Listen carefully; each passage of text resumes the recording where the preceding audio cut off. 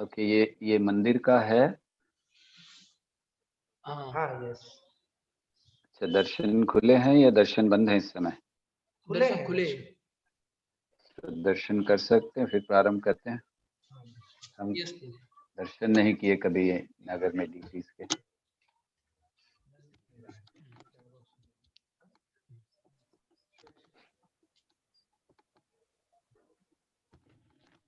जय।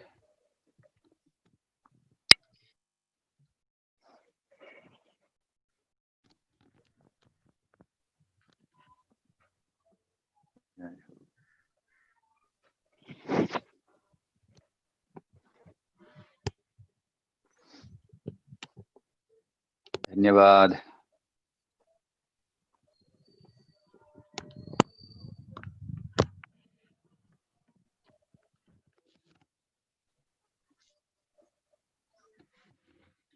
ठीक है प्रभु जी।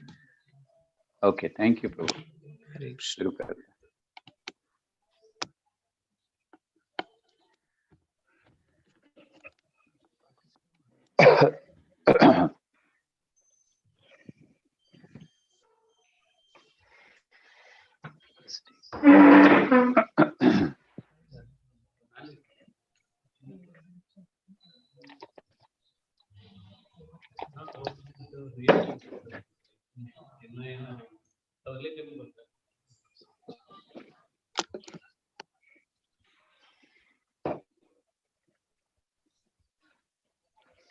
ओके।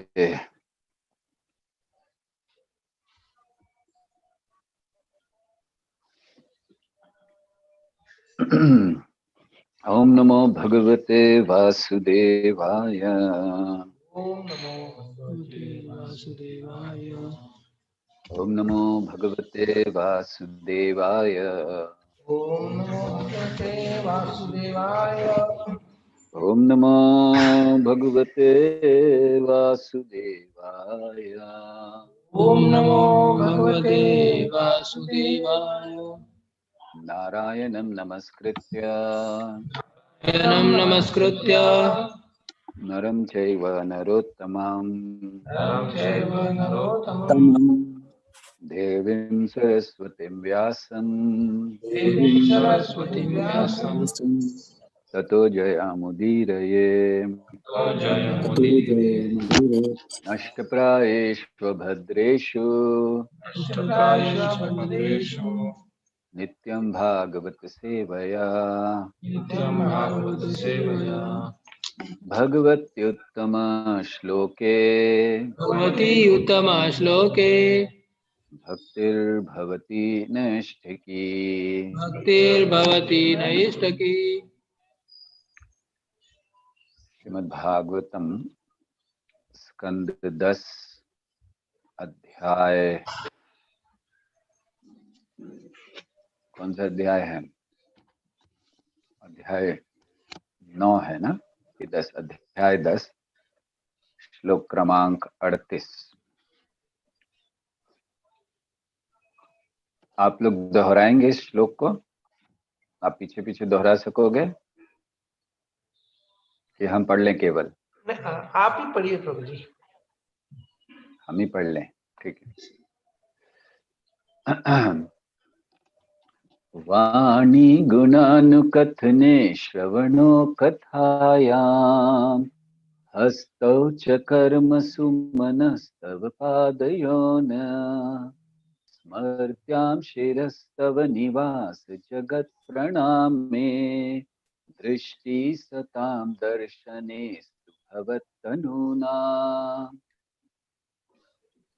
श्रीमद् भागवतम के 10वें स्कंद का श्लोक है। इसका अनुवाद इस प्रकार से है। अब से हमारे सभी शब्द आपकी लीलाओं का वर्णन करें, हमारे कान आपकी महिमा का श्रवण करें, हमारे हाथ पांव तथा अन्य इंद्रियां आपको प्रसन्न करने के कार्यों में लगे तथा हमारे मन सदैव आपके चरण कमलों का चिंतन करें। हमारे सिर इस संसार की हर वस्तु को नमस्कार करें, क्योंकि सारी वस्तुएं आपके ही विभिन्न रूप हैं और हमारी आंखें आपसे अभिन्न वैष्णवों के रूपों का दर्शन करें। तात्पर्य श्रील प्रभुपाद के द्वारा। यहाँ पर भगवान को समझने की विधि दी गई है। यह विधि भक्ति है। श्रवणम कीर्तनम विष्णु स्मरणम पाद सेवनम अर्चनम वंदनम दास्यम सख्यम आत्मनिवेदनम। हर वस्तु को भगवान की सेवा में लगाना चाहिए। ऋषिकेण ऋषिकेश सेवनम भक्ति रुच्यते। भगवान कृष्ण की सेवा में हर वस्तु को मन, शरीर तथा सारी इंद्रियों को लगाना चाहिए। इसे नारद, स्वयंभू तथा शंभु जैसे दक्ष भक्तों से सीखना होगा। यही विधि है। हम भगवान को समझने की अपनी विधि नहीं गढ़ सकते, क्योंकि ऐसा नहीं है कि हम जो कल्पना कर लें या मन से गढ़ लें उसे भगवान का ज्ञान हो जाएगा। ऐसा विचार यतमत तत्पथ मूर्खतापूर्ण होता है। कृष्ण कहते हैं भक्त्या हम एकया ग्राह्यः। केवल भक्ति के कार्यों द्वारा मुझे समझा जा सकता है। यह अनुकूलेन कृष्णानुशीलनम अर्थात भगवान की सेवा में अनुकूल भाव से लगे रहना कहलाता है। ओम अज्ञानतिमिरान्धस्य ज्ञानाञ्जनशलाकया चक्षुरुन्मिलितं येन तस्मै श्रीगुरवे नमः।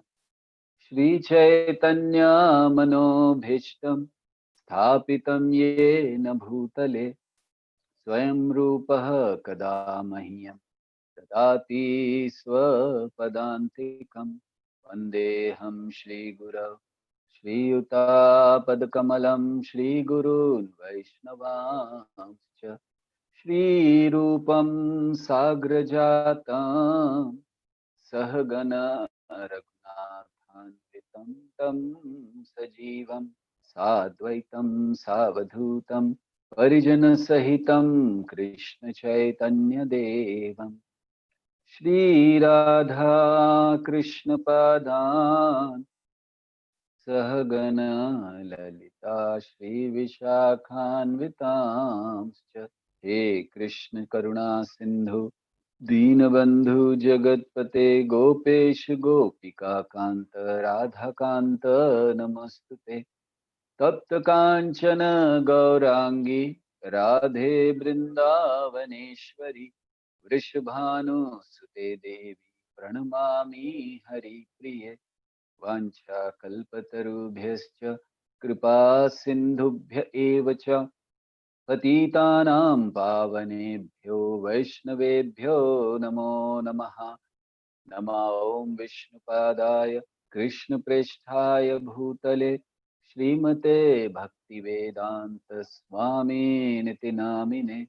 नमस्ते सारस्वते देवे गौरवाणी प्रचारिणे निर्विशेष शून्यवादी पाश्चात्य देश तारिणे।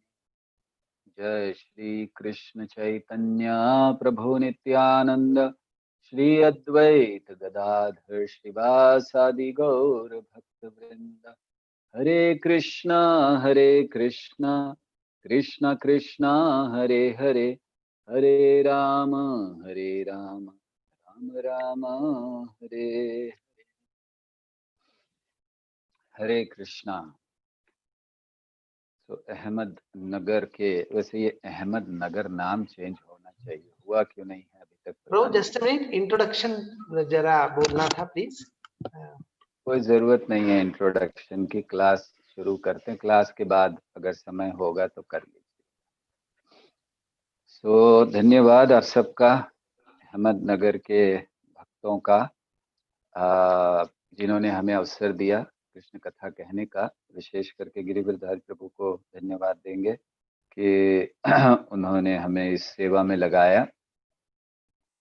वैसे वो खुद बहुत अच्छा प्रचार करते हैं।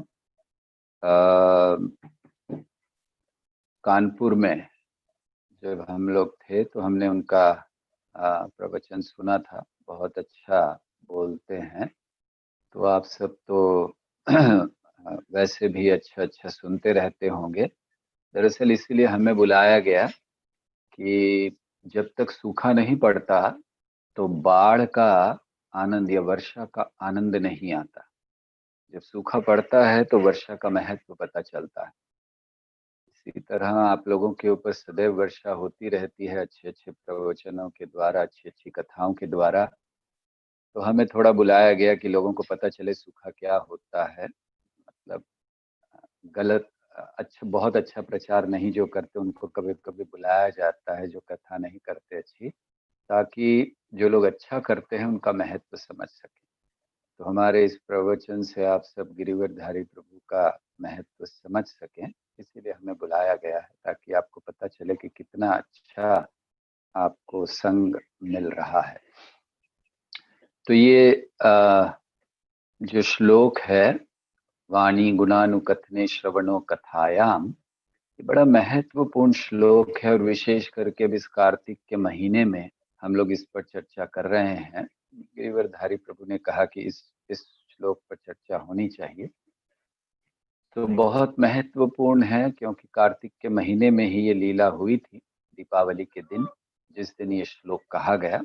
नलकुवर और मणिग्रीव के द्वारा उनकी प्रार्थनाएं हैं। इससे पहले कि हम इनकी प्रार्थना पर चर्चा करें, हमें ये जानना चाहिए कि प्रार्थना कर कौन रहा है। और अगर हम ये जान लेते हैं कि प्रार्थना कौन कर रहा है, उससे हमें क्या लाभ होगा। उससे हमें एक लाभ होगा, हम ये समझ सकेंगे कि ये जो प्रार्थना है इसका क्या, किस पर प्रभाव हो सकता है। दूसरी चीज, हमारे जीवन में इस प्रार्थना का क्या महत्व है। इसको समझने के लिए हमें नलकुवर और मणिग्रीव, इनके इतिहास या इनकी स्थिति को जानना चाहिए। हम पूरे इतिहास में तो नहीं जा रहे हैं कि क्या लीला हुई, स्वाभाविक है, आप सब कई बार इसे सुन चुके हैं। हम केवल उनकी स्थिति का वर्णन करना चाहते हैं। नलकुवर और मणिग्रीव जो यह प्रार्थना अर्पण कर रहे हैं, कौन थे वे लोग। जब उन्हें श्राप नहीं मिला था उससे पहले भोगी व्यक्ति थे। भोगों में पड़े हुए आनंद लेना उनका कार्य था। साधुओं का आदर नहीं करना उनका कार्य था।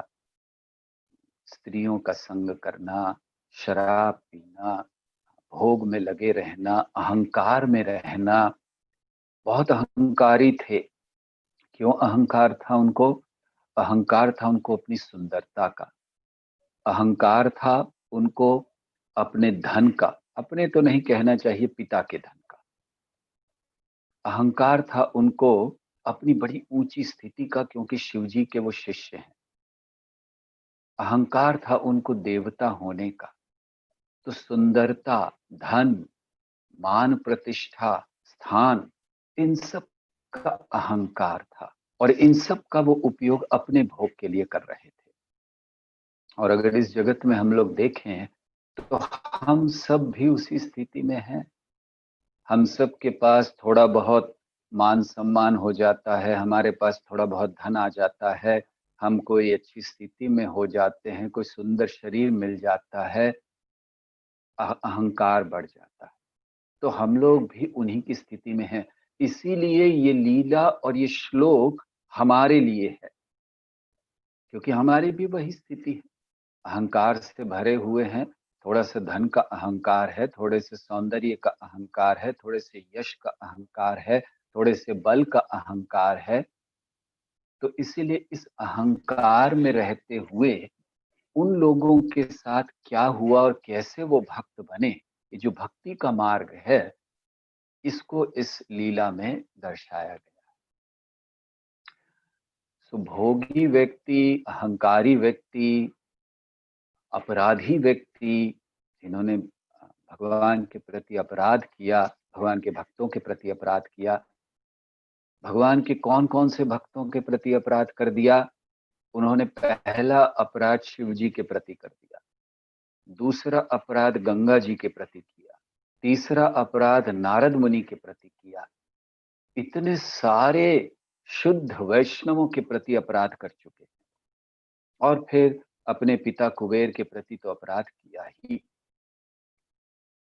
तो अपराधी व्यक्ति है, अहंकारी व्यक्ति है, भोगी व्यक्ति है, लेकिन वो भी भगवान को प्राप्त कर रहा है। इसलिए भागवत में कहा गया है, किराठुनांद्र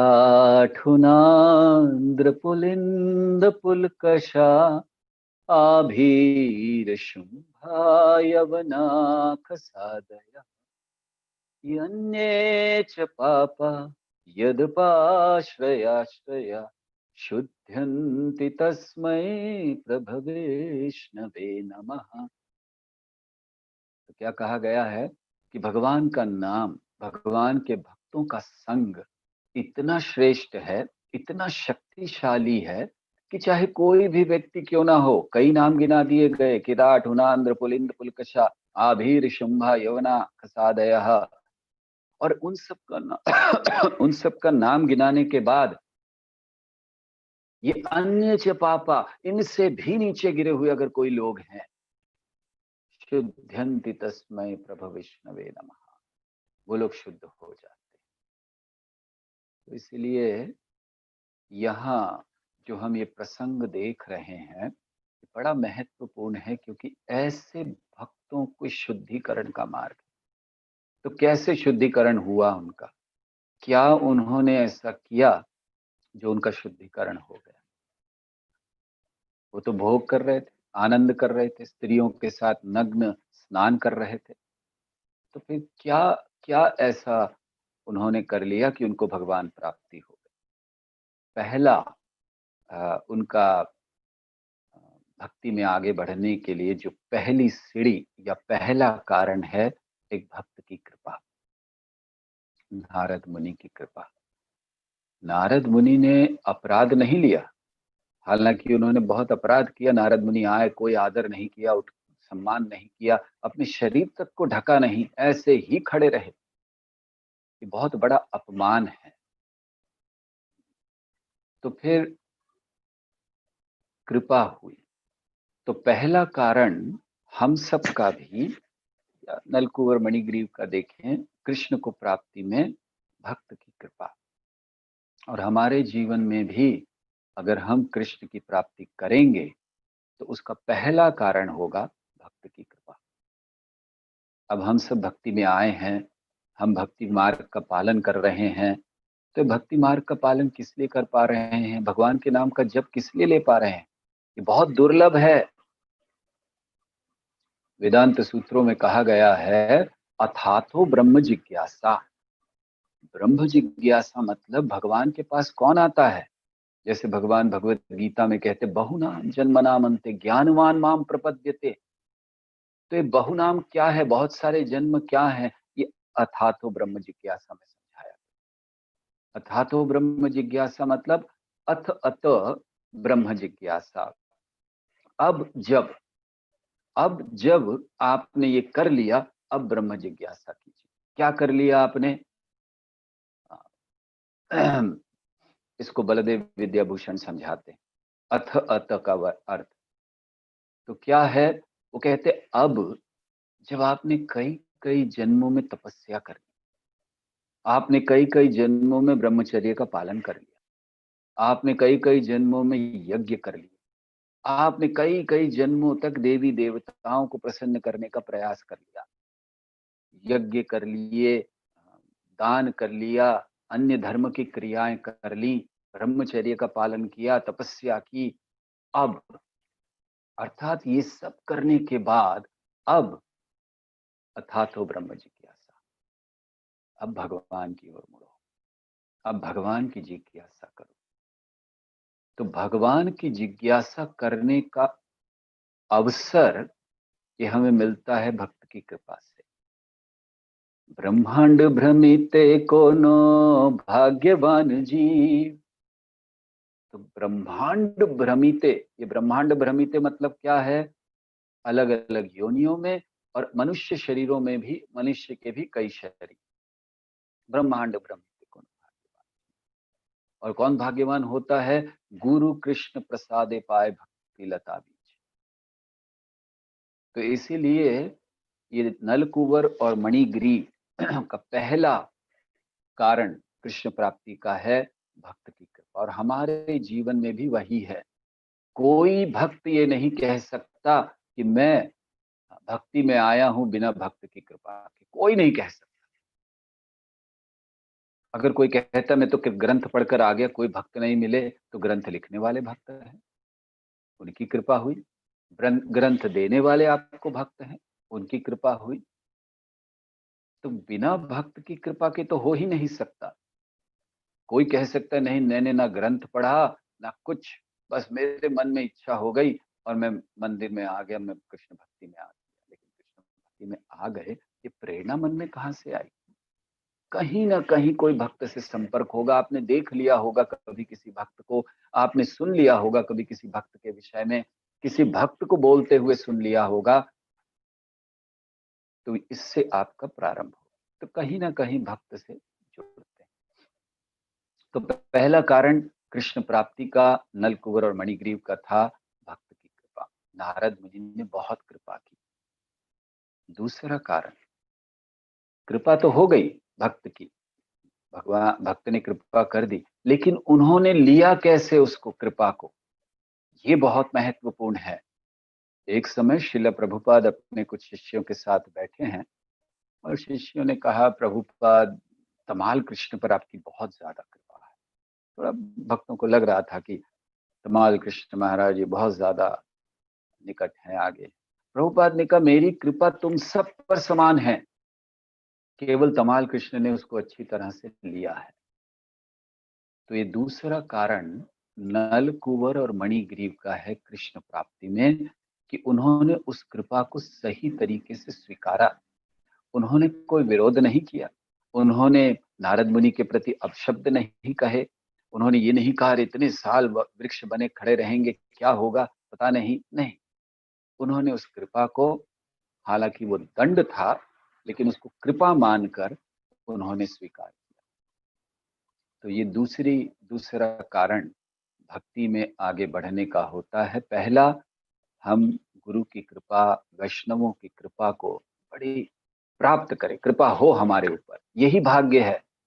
अथातो ब्रह्म जिज्ञासा, मतलब कितने जन्मों के बाद ये होता है कि कोई भक्त की कृपा होती है। हर जन्म में हम या तो भोग करते रहते हैं, कर्म कांड करते रहते हैं, कुछ प्राप्त करने का प्रयास करते हैं, और फिर एक तड़प आती है हृदय में, हम तरसते हैं भक्तों का संग पाने के लिए, भक्ति पाने के लिए, लेकिन हम जानते नहीं हम तरस किस लिए रहे। बस एक एक तड़प होती है मन में। जब हमने भोग कर लिया, कर्म कांड कर लिया, ज्ञान का मार्ग कर लिया, एक एक एक तड़प बढ़ जाती है। हम तरसने लगते हैं किसी, जानते नहीं है किस लिए तरस रहे, किस चीज को प्राप्त करना चाहते हैं। और फिर जब भक्तों का संग मिलता है, तब हमें ज्ञान होता है कि हम इस भक्ति के लिए तरस रहे थे कई कई जीवन। तो ये दूसरा कारण था नल कुंवर और मणिग्रीव का, कि उन्होंने कृपा को बहुत अच्छी तरह से ग्रहण किया, और हमें भी ये लेना चाहिए।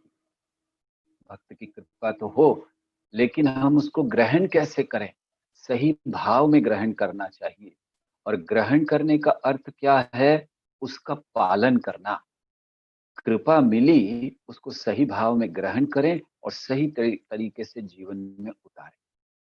अर्थात गुरु की कृपा क्या है, भक्तों की कृपा क्या है।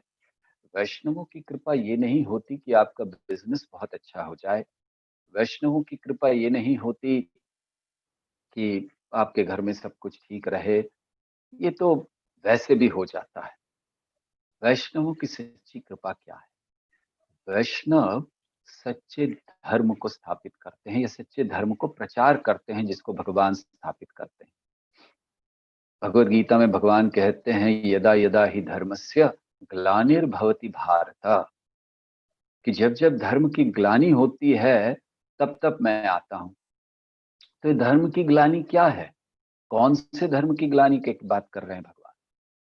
धर्म की ग्लानि का अर्थ होता है जो व्यक्ति अपनी आध्यात्मिक पहचान को भूल जाता है, उसे धर्म की ग्लानि कहते हैं।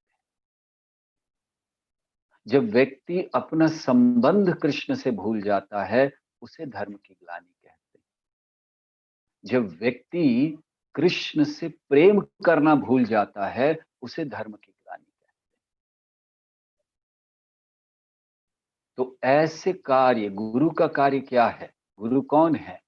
गुरु वो हैं जो इस धर्म की ग्लानि से हमें दूर ले जाए। अर्थात गुरु वो हैं जो हमें हमारी आध्यात्मिक पहचान की ओर ले जाए। गुरु वो हैं जो हमें कृष्ण की ओर ले जाए। गुरु वो हैं जो हमें अन्य सभी मार्गों पर, जिन पर हम कई कई जन्म तक भटक चुके हैं, उससे खींचकर हमें सही मार्ग पर लगाएं। ये भक्त हैं, ये वैष्णव हैं, ये गुरु की कृपा है और ये वैष्णवों की कृपा है। तो ऐसी कृपा को हमें लेना कैसे चाहिए? जब वैष्णव कृपा करें, जब हमें हमारी आध्यात्मिक पहचान वो बताएं, जब हमें सही मार्ग बताएं, जब सही उद्देश्य बताएं जीवन का, तो कैसे हमें लेना चाहिए?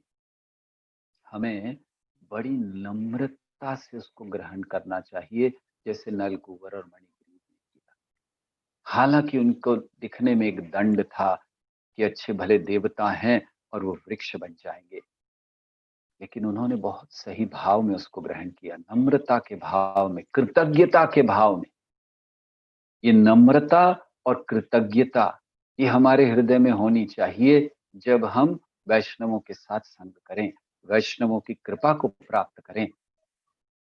वैष्णवों के संग में आकर हमें ये सोचना चाहिए कि मेरी कोई योग्यता नहीं है, ये मैं किनके साथ रह रहा हूं, ये हैं कौन? मेरी कोई योग्यता नहीं है इनके समक्ष खड़े रहने की, लेकिन कृपा है इनकी कि ये अपना संग दे रहे हैं। कृपा है इनकी कि अपनी कृपा मुझ पर बरसा रहे हैं। कृपा है इनकी कि ये मेरा मार्गदर्शन कर रहे हैं। इसे कृतज्ञता कहते हैं। तो हमारे अंदर वो कृतज्ञता होनी चाहिए जब हम भक्तों के संग में हों। क्या योग्यता है हमारी श्रील प्रभुपाद के ग्रंथों को पढ़ने की? क्या योग्यता है हमारी हरिनाम को लेने की? क्या योग्यता है हमारी ऐसे महान भक्तों का संग करने की जिन्होंने जीवन समर्पित किया है कृष्ण के? ये कोई छोटी बात नहीं है जीवन समर्पित करना। ऐसी कृतज्ञता का भाव हमारे अंदर होना चाहिए जो हमें नम्र बनाए, अहंकार ना हो। ये ना सोचें कि ये तो मेरा अधिकार है, मैंने बहुत कुछ किया होगा पूर्व जन्म में या इस जन्म में भी मैंने बहुत सेवा की। बिल्कुल अधिकार नहीं है। अधिकार तब होता है जब कोई चीज कर्म से मिलती है। आपने कर्म कर दिया, अधिकार हो गया आपका। जैसे सुंदर शरीर, आपने कोई अच्छा पुण्य कार्य कर दिया, सुंदर शरीर आपका अधिकार हो गया। धन कमाना, आपने कुछ पुण्य का कार्य किया, धन आपका अधिकार हो गया।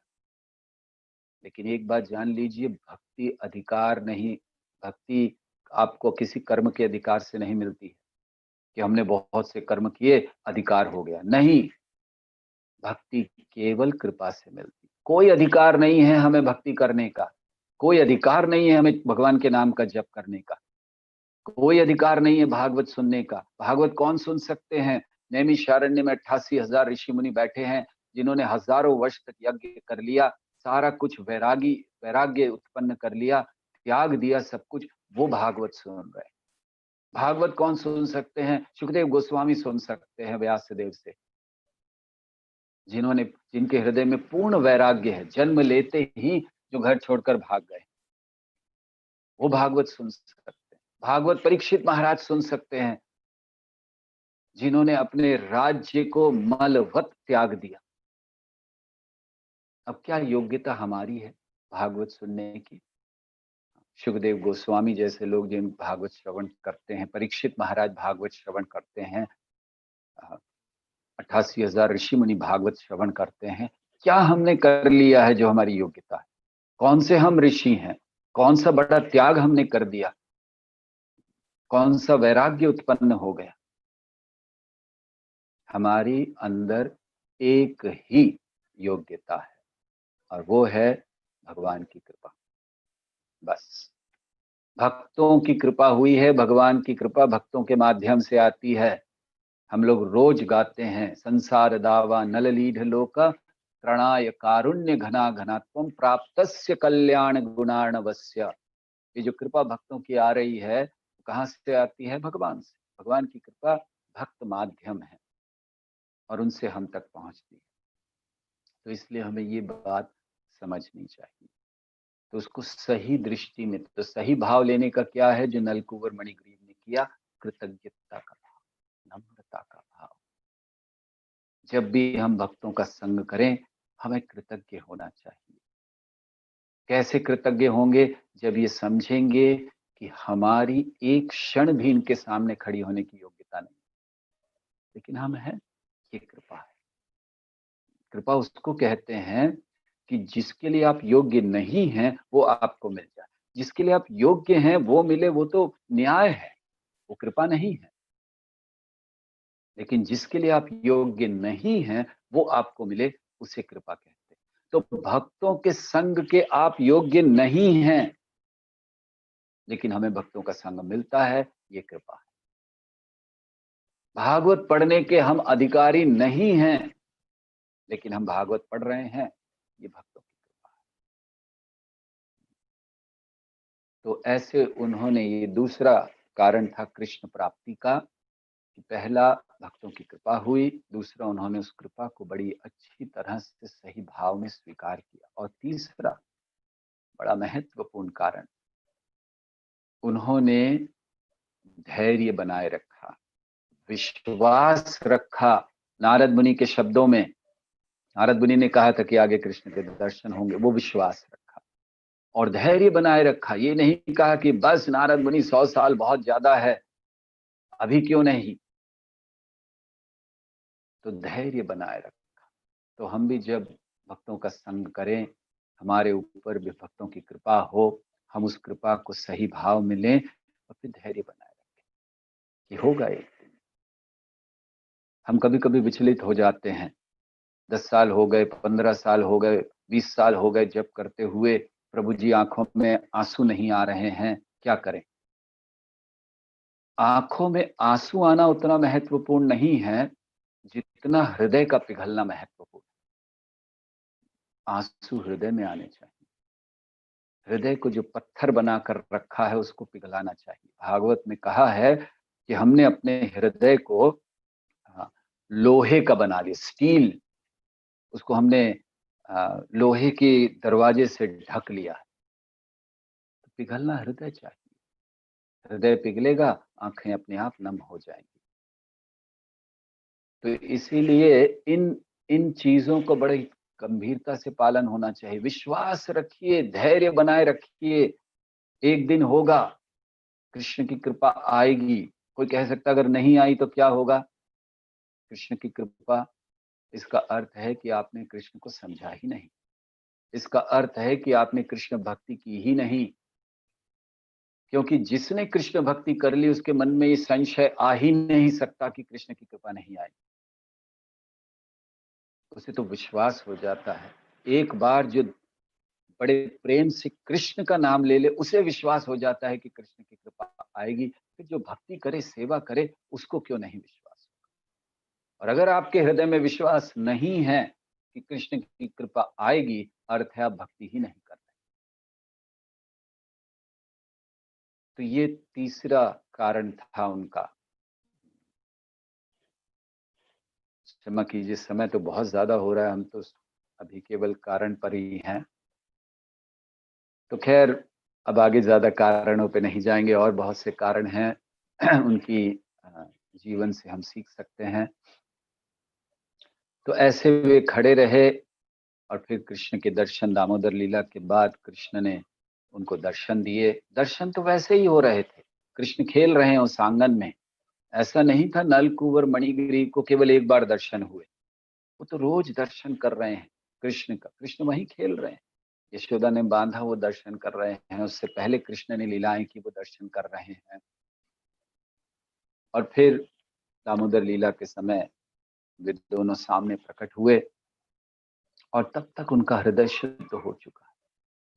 नारद की कृपा हुई, कृपा को स्वीकार किया, धैर्य बनाए रखा, कृष्ण की लीलाओं के दर्शन किए, अब शुद्ध हृदय से प्रार्थनाएं अर्पण की। बहुत सुंदर सुंदर प्रार्थनाएं अर्पण की, और अंतिम प्रार्थना उन्होंने, जो आज का हमने श्लोक पढ़ा, वो प्रार्थना की। वाणी गुणानुकथने श्रवणो कथायाम। क्या प्रार्थना कर रहे हैं, उन्होंने ये नहीं मांगा भगवान सामने है, उन्होंने ये नहीं मांगा कि भगवान वापस हम जाकर भोग करना शुरू कर दें, हम छोड़ आए थे वहां स्त्रियों को, वो इंतजार कर रही होंगी हमारा, हमें जल्दी वापस भेजिए। उन्होंने ये नहीं मांगा कि भगवान हम फिर से धनाढ्य हो जाएं, धन आ जाए, सुंदरता आ जाए, नहीं। वाणी गुणानुकथने, उन्होंने कहा कि हमारी वाणी ये हमेशा आपका गुणगान करती है,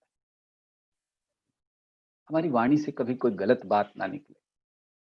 वाणी को तपस्या में लगाना चाहिए, हमारा जीवन का उद्देश्य ही तपस्या है। वाणी को तपस्या में लगाइए, आंखों को तपस्या में लगाइए, कानों को तपस्या में लगाइए। तो वाणी की तपस्या क्या है, भगवान भगवद गीता में कहते हैं, अनुद्वेग करम वाक्यम सत्यम प्रियम हितम च यत् स्वाध्याय व्यसनम चैव वाङ्मयम तप उच्यते। तो वाणी की तपस्या क्या है, वाणी की तपस्या है अनुद्वेग करम वाक्यम, ऐसे वाक्य बोलिए जिससे कोई व्यक्ति उत्तेजित ना हो। अनुद्वेग करम वाक्यम सत्यम, सत्य बोलिए, प्रिय हितम चयत, व्यक्ति के हित में होना चाहिए। और सबसे महत्वपूर्ण स्वाध्याय, सदैव वैदिक शास्त्रों का उच्चारण करते रहिए, ये वाणी की तपस्या है। तो इसीलिए हमें भगवान की भक्ति में जब हम लग जाते हैं तो हमारी वाणी से क्या निकलता है, सदैव वैदिक शास्त्रों का श्लोक या शास्त्रों का उच्चारण। और अगर हमें कोई श्लोक याद नहीं है तो महामंत्र बहुत है। रूप गोस्वामी भक्ति रसामृत सिंधु में कहते हैं कि जब हम भगवान के समक्ष जाएं तो हमें प्रार्थनाएं अर्पण करनी चाहिए।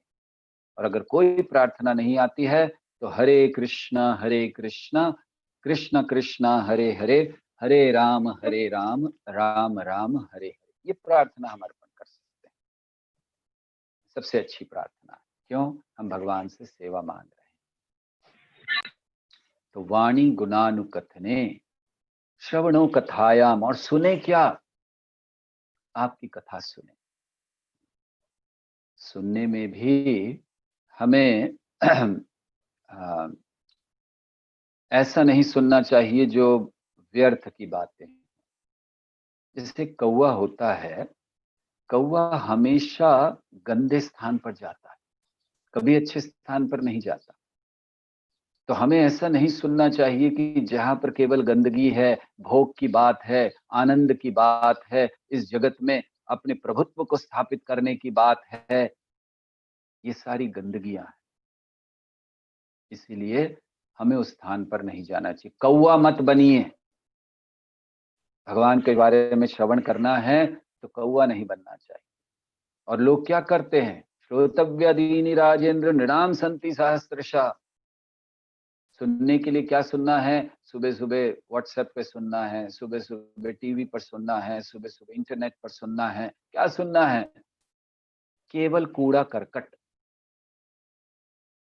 इसीलिए कौवे हैं वे लोग जो भगवान की कथा नहीं सुनते और कूड़े करकट को महत्व देते हैं।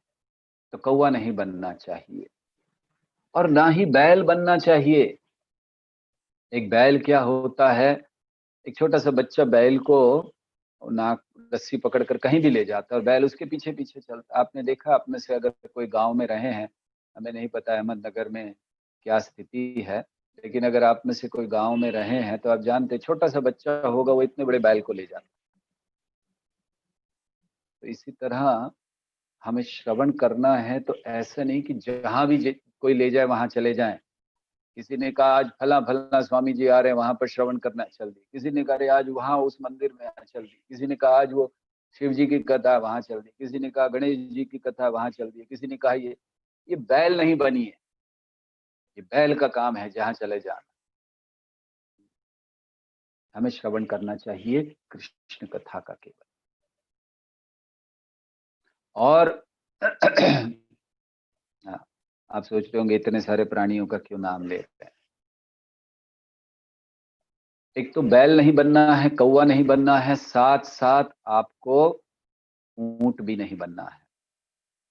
ऊंट क्या करता है, ऊंट होता है वो कांटे खाता है और कांटे उसके गले में अंदर जब जाते हैं तो छीलते हैं गले को और सारा खून निकलता है, और उस खून से, वो खून से मिले कांटों को खाता है तो उसको आनंद आता है, स्वाद आता है, और वो और खाता है कांटे। उसको ये नहीं पता कि ये कांटे उसके ही शरीर को छील कर उसी का खून उसको पिला रहे हैं और उसको उसी में स्वाद आ रहा है। तो ऐसे ऊंट मत बनिए कि हम ऐसी चीजों को सुने जो हमारे जीवन से खून निकाल दे, अर्थात जो हमारा ही नुकसान कर दे। खून चले जाने का अर्थ क्या है? व्यक्ति कमजोर हो जाता है। तो हमें भक्ति में कमजोर करने वाली चीजों को नहीं सुनना चाहिए। वो चीजें जो कृष्ण भक्ति के विरुद्ध हैं, वो चीजें जो कृष्ण के अलावा कोई और कथा है, वो केवल इस तरह है कि हम सुनते हैं, आनंद आता है हमें, मनोरंजन, बड़ी बड़ी कथाएं होती हैं, भागवत कथाएं होती हैं, संगीतमय भागवत कथा, इसलिए मनोरंजन। और वो मनोरंजन कैसा है? ऊंट के मनोरंजन के समान है। खाते जाइए, आपका ही खून निकल रहा है और आप ही को आनंद देगा। तो ऐसे हमें ऊंट भी नहीं बनना चाहिए। तो क्या बनना चाहिए? हमें कैसे श्रवण करना चाहिए? वैसे तो बहुत से चीजें श्रवण हो सकती हैं। हमें श्रवण एक मछली की तरह कर लेना चाहिए। मछली जब पानी में चलती है, आपने देखा है, उसकी दृष्टि एकदम सामने रहती है, मछली का ध्यान एकदम सामने रहता है, पानी में चाहे कुछ भी हो जाए वो चलती रहती है। तो मछली बनिए, मछली बनिए, श्रवण करते हुए पूर्ण ध्यान से श्रवण कीजिए। आजकल ये जूम पर क्लासेस हो गई हैं, इसीलिए लोग सारे काम करते हुए श्रवण करते हैं। कुकिंग भी कर रहे हैं, घर में और कुछ भी कर रहे हैं, और वो चल रहा है अपना। मतलब प्रभु जी बोलते रहें और हम अपना कार्य करते रहें। नहीं, श्रवण होना चाहिए मछली की तरह। मछली बनी, पूरा ध्यान, इधर उधर नहीं। कम से कम कृष्ण को इतना समय तो देना चाहिए हमें। ये अच्छा नहीं है कि हम कुकिंग करते हुए, बाकी सारे कार्य करते हुए भागवत भी सुन रहे हैं। अरे 1 घंटा आप कृष्ण को नहीं दे सकते? कृष्ण ने आपको जीवन दिए हैं, कई जीवन दिए हैं, आज भी दे रहे हैं, हमेशा आपके साथ हैं, फिर भी आप 1 घंटा नहीं दे सकते हो। तो इसलिए श्रवण मछली की तरह हमारा होना चाहिए। और साथ साथ हमें तोते से भी सीख लेना चाहिए। तोता क्या करता है? जो सुनता है वही बोलता है। तो हमें एक अच्छे भक्त बनने के लिए जो हम सुने उसी को दोहराएं, अपने मन की कोई बात नहीं, बस सुनना है और दोहराना है। भगवद गीता यथारूप, जशी आहे तशी। हम सोच रहे थे प्रवचन मराठी में करें, लेकिन हमें बताया हम मराठी कोई समझते नहीं है। हमें महाराष्ट्र में मराठी नहीं समझते, बड़ा आश्चर्य की बात है। तो क्या करें, मराठी में बोलें क्या? हरी बोल। चालेल की नाही? चालेल बोला. हा चालेल. अच्छा, पण मला मराठी बोलायला येत नाही, म्हणून हिंदी मध्ये प्रवचन करणार. ठीक है? तो हमें तोते की तरह रिपीट करना चाहिए। बस जो सुना, जो आचार्यों से सुना, जो प्रभुपाद के ग्रंथ में पढ़ा, जो भक्तों से सुना, बस उसको दोहरा दीजिए। प्रभुपाद कहते हैं ये सच्ची सफलता है एक प्रचारक की। तो आप तोता बन जाइए, सुनिए और हंस बनिए। हंस का कार्य होता है वो दूध को पानी से अलग कर देता है। कैसे करता है? भगवान ने उसकी जिह्वा पर एक केमिकल दिया हुआ है। जैसे ही दूध को स्पर्श करता है, दूध फट जाता है, पानी अलग हो जाता है, पनीर रह जाता है, वो पनीर खा लेता है। ये हंस का कार्य। मतलब अगर हम गलती से इधर उधर कुछ सुन भी लें तो हमें क्या करना चाहिए? हमें उसमें से सार को लेना चाहिए। भक्त को सारग्राही बनना है। भगवान भावग्राही जनार्दन है, हम लोग भावग्राही नहीं हो सकते, हमें सारग्राही लेना, सार को हंस बनिए। इसीलिए भक्तों की तुलना हंस से की जाती है, परमहंस। और अंततः हमें श्रवण करना है तो हमें चातक पक्षी बनना चाहिए। चातक पक्षी प्यासा मर जाएगा, लेकिन जब तक वर्षा नहीं होगी, वो भी वर्षा ऋतु में केवल स्वाति नक्षत्र में सीधे जब बादलों से जल आता है उनको उसको ग्रहण करता है। ऐसे हमें बनना है। क्या करना है? हमें ये देखना है कि केवल कृष्ण कथा। मर जाऊंगा लेकिन कुछ और नहीं सुनूंगा, ये हमारा भाव होना चाहिए चातक पक्षी की तरह। और वो भी स्वाति नक्षत्र में, मतलब वो भी प्रामाणिक जगह से। तो कृष्ण कथा सुनूंगा प्रामाणिक व्यक्ति से, नहीं तो मर जाऊंगा कुछ और नहीं सुनूंगा, ये होना चाहिए। तो वाणी गुणानुकथने श्रवणो कथायाम हस्तौ च कर्मसु। हमारे हाथ, हमारी इंद्रियां क्या करें? भगवान आपकी सेवा में लगे, आपके मंदिर को साफ करें, आपके लिए हार बनाएं, आपके लिए भोग बनाएं, आपके मंदिर चलकर आए। हस्तौ च कर्मसु। मन का क्या करें? इधर उधर भागता रहता है, कहां कहां हमने लगा दिया है? आपके चरण कमलों में लगे। जैसे राजा कुलशेखर प्रार्थना करते हैं, कृष्ण त्वदीय पद पंकज पंजरंतम अद्वैव मे विशतु मानस राजहंस प्राण प्रयाण समये कफवात पित्तये कंठावरोध निवधो स्मरणम कुतस्ते। वो कहते मैं इंतजार नहीं करना चाहता मृत्यु तक आपका स्मरण करने के लिए। पता नहीं स्मरण होगा कि नहीं, कंठावरोध, कंठ अवरोध हो जाएगा, कहां से स्मरण होगा।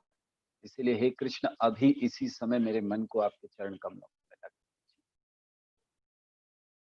वाणी गुणानुकथने श्रवणो कथायाम हस्तौ च कर्मसु मनः पत्तव पाद योनेर। और सिर का क्या करें? वो कहते हैं शिर तव निवास जगत प्रणामे। हर उस वस्तु के सामने झुके जो आपसे संबंधित है, हर उस व्यक्ति के सामने हमारा सर झुके जो आपसे संबंधित है। या फिर वो कह रहे हैं कि हम हर वस्तु को प्रणाम कर सकें जिसमें हम आपको देख सकें।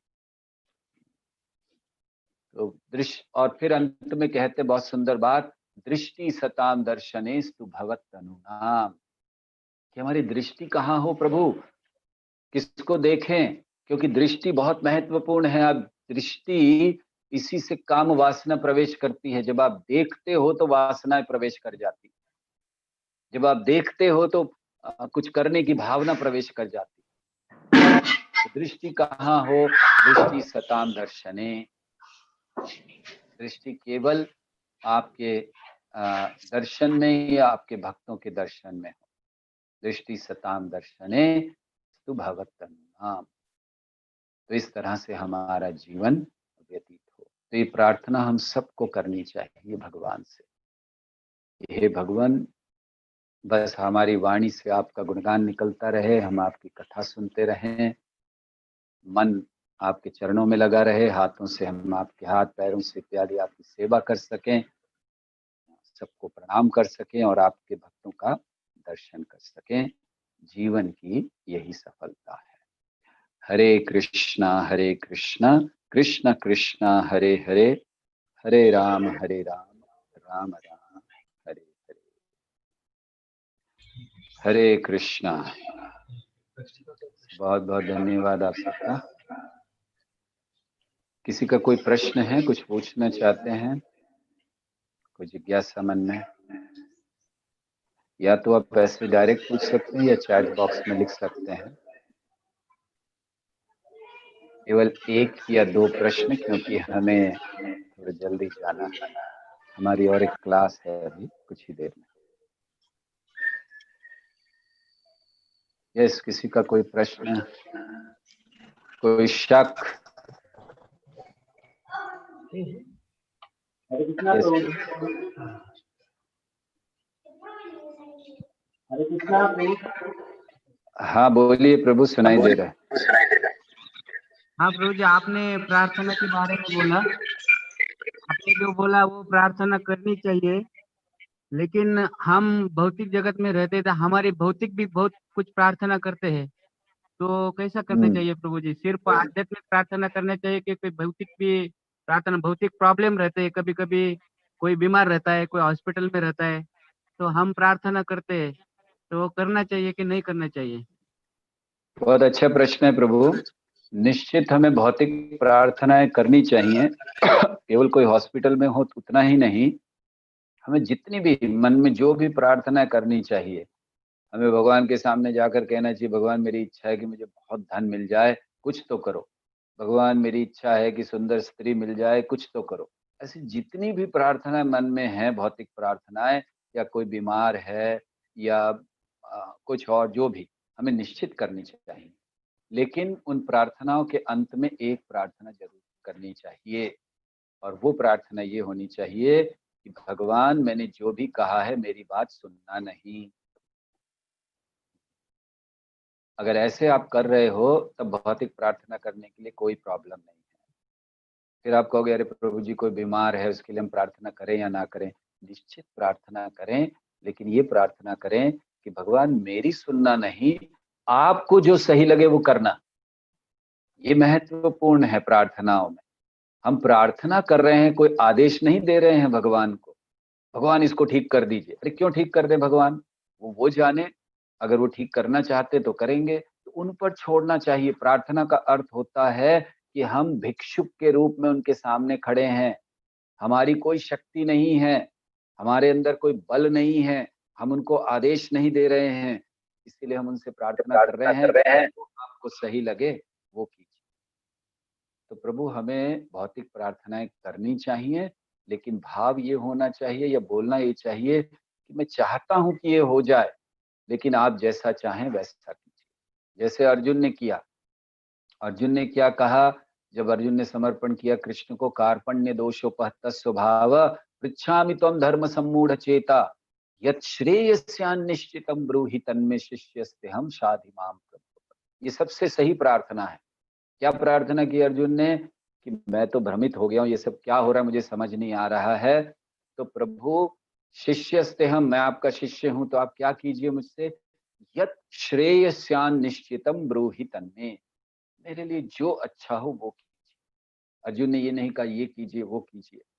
तो ये हमारी प्रार्थना होनी चाहिए कि हाँ मेरी इच्छा है ये हो जाए, लेकिन जो आपकी इच्छा हो वो कर। जैसे अर्जुन को भगवान ने भगवत गीता के अंत में कहा यथेच्छसि तथा कुरु, तुम्हारी जो इच्छा हो करो। लेकिन अर्जुन ने कहा नहीं। अर्जुन ने क्या कहा? अर्जुन ने कहा मैं तो आपको समर्पण कर चुका हूँ। नष्टो मोह स्मृति लब्धा त्वत्प्रसादात् मया चित्तः स्थितोस्मि गत संदेह करिष्ये वचनम तव। आप जो कहेंगे वो मैं करूंगा। हालांकि भगवान ने अर्जुन को कहा जो तुम्हें चाहिए वो करो। अर्जुन ने कहा नहीं, आप जो कहेंगे वो करो। ये प्रार्थना हमारी होनी चाहिए। ठीक है सत्य गोविंद प्रभु। हरे कृष्णा। ओके, और किसी का कोई प्रश्न है? अतुल कृष्ण बहु दंडवत प्रणाम प्रभु जी। हरे कृष्णा। धन्यवाद। गिरिवर देहाव जी, प्रभु जी बाहर किसी प्रचार सेवा के लिए गए हैं, तो on his behalf I will just like to speak for a minute. Prabhu ji आपने बहुत सुंदर, आप क्या बोलना चाहते हैं? प्रश्न है कोई? बहुत सुंदर प्रवचन दिया प्रभु जी, और बहुत हमें इसमें सीखने के लिए मिला। जैसे आपने 3 कारण बताए कि जो कृपा है उन्हें भक्त की कृपा मिली, और कृपा हमें भी मिलती है, लेकिन हम कैसे लेते हैं वो महत्वपूर्ण है। कृपा कैसे ली जाती है, और धैर्य बनाए रखना। तो बहुत ही सुंदर ये पॉइंट थे। और बाद में वाणी की तपस्या आपने बताया, शास्त्र का ही अध्ययन करना, और मछली की तरह, कौवे की तरह नहीं होना चाहिए, लेकिन मछली की तरह। और ऐसा करते हो आपने अनेक उदाहरण दिए, तोते की तरह, हंस की तरह, चातक पक्षी की तरह, और प्रेयर्स करते रहना चाहिए। तो बहुत बहुत धन्यवाद प्रभु जी। हम अभिलाषा रखते हैं कि आप हमें आने वाले दिनों में भी ऐसा संग देते रहे, और केवल आपको देख करके हमें प्रेरणा मिल गई कि कैसे हमने भक्ति में गंभीर होना चाहिए। बहुत बहुत धन्यवाद प्रभु जी। अतुल कृष्ण प्रभु की जय। हरे कृष्ण। धन्यवाद। हरे कृष्णा। तो बहुत बहुत धन्यवाद। और हमारा दंडवत प्रणाम गिरिवरधारी प्रभु को कह दीजिएगा। यस प्रभु। हरे कृष्णा। दंडवत प्रणाम। यस राम लक्ष्मण प्रभु दंडवत प्रणाम। दंडवत। आपको देखकर प्रसन्नता हो रही है। अरे नहीं प्रभु जी, आपको देखकर आप बहुत अच्छा हो। प्रभु जी मुझे इसका लिंक मिलेगा क्या? ये तो आप अहमदनगर के डिवोटीज को पूछ लीजिए, उन्होंने अच्छा आपने रिकॉर्डिंग किया है इसका अहमदनगर के डिवोटीज? हाँ प्रभु जी, लाइव यूट्यूब पे तो पॉसिबल है मिलना। तो यूट्यूब पे कहाँ पर है राम लक्ष्मण प्रभु को बता दीजिए। ओके, थैंक यू प्रभु, बहुत बहुत हरे कृष्णा। धन्यवाद। दंडवत प्रणाम। हरे कृष्ण।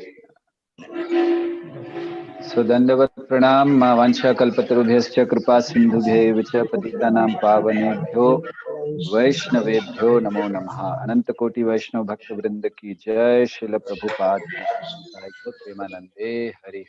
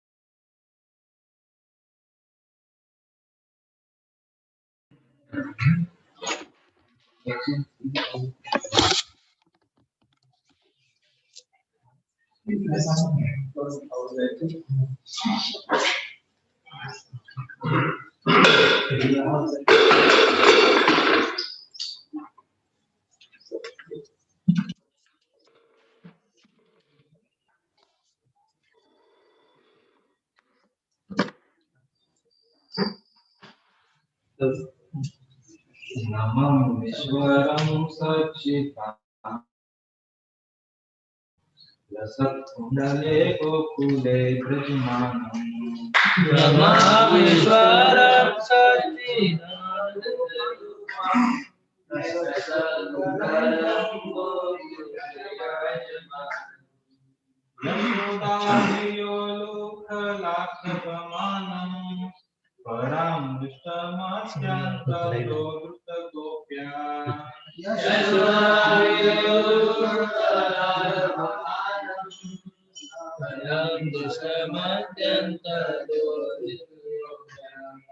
रुदन्तं मुहुर्नेत्रयुग्मं रुजन्तं कराम्बुजयुग्मेन साकङ्कनेत्रम्।